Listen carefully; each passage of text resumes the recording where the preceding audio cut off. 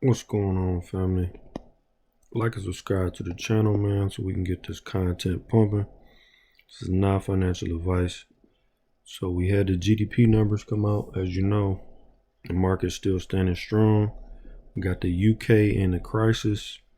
And then on top of that, we got oil prices are rising, spike back up again. So JP Morgan is saying that the prices will get up to $100 again by the end of the year. So who knows? Nothing but bearish sentiment on this market. So we're gonna see what they got to say. Tory party conference, that speaking slot, 4 p.m. UK time, is he, when speaking to the base, really going to double down on the tax cuts and everything else that's been announced? This is the Tory party conference. I think he's actually going to go for that, and that's going to be the next risk event.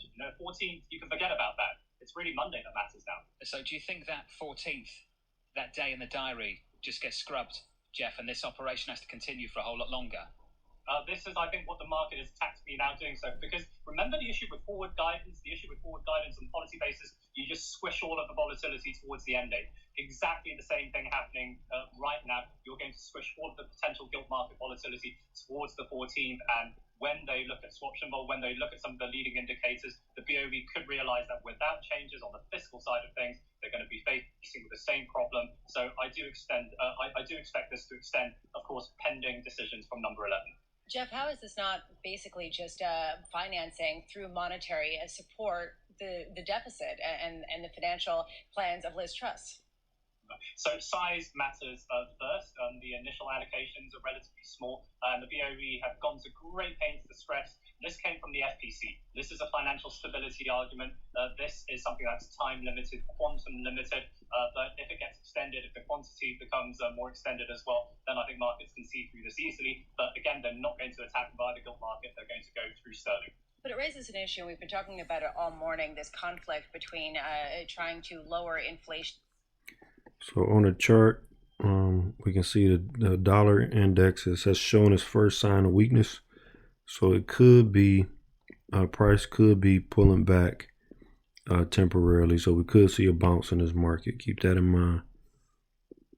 And combating financial stability. Mohamed El-Erian, in conversation with John, was talking about this very point.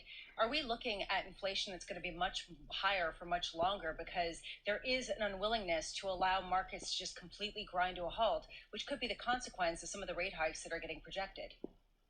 Well, it seems like central bankers are willing to push things as much as possible, but, and the BOE has shown this yesterday, not at the risk of financial stability. So global central banks are making the argument, and it's a very strong argument, let's stress this, that since 2008, regulation, capitalization, supervision, all of that, it's improved to the extent that they are not looking at the 2007, 2008 like scenarios. So they can push the envelope a bit more and then try to squeeze the household. Chairman Powell said there is going to be pain, but the risk is you don't know where that limit is. Over, right? So where's the